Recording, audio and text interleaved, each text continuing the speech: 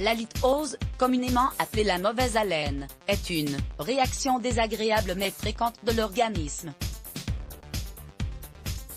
Gênante lorsqu'elle se produit en quotidien, pour soi-même ou pour les autres, elle n'est pas pour autant inéluctable et peut être combattue grâce à quelques astuces. Découvrez les meilleurs remèdes de mamie pour limiter son apparition et retrouver une haleine fraîche. Vous ne vous en rendez sûrement pas compte, mais il arrive que votre bouche émette une odeur nauséabonde et c'est généralement votre entourage qui en parle. Pour certains, le problème est tel qu'il est un vrai handicap. D'où vient la mauvaise haleine? Elle peut être passagère, en mangeant certains aliments comme de l'ail, des oignons, du fromage, des sauces grasses.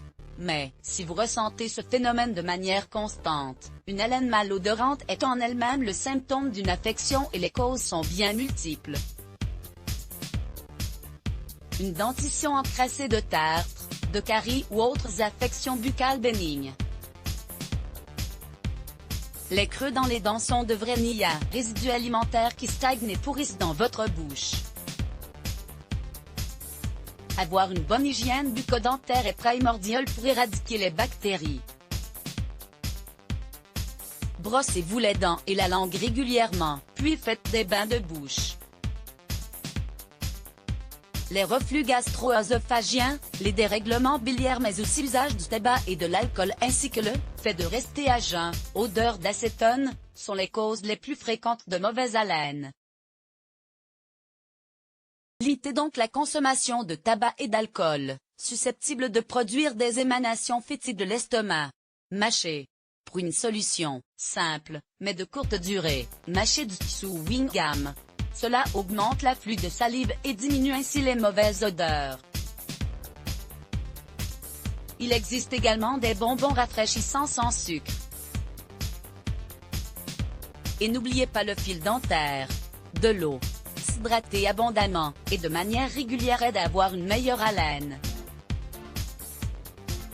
Cela permet d'éliminer la nourriture qui reste coincée entre les dents et nettoie ainsi votre bouche en attendant de se laver correctement les dents.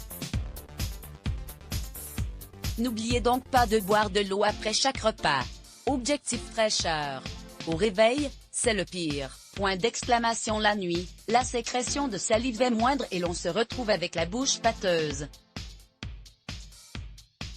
Vous l'avez bien compris, le premier réflexe pour lutter contre la mauvaise haleine est d'avoir une parfaite hygiène bucco-dentaire et de se rendre chez le dentiste moins une fois par an. Mais parfois, cela ne suffit pas, grand-mère vous dévoile son petit truc en plus qui fait la différence. Elle se préparait un bain de bouche maison. Ajoutez à 50 centilitres d'eau quelques pétales de rose, quelques feuilles de menthe et 3 grains de café. Faites bouillir le tout 5 minutes, laissez refroidir et filtrer.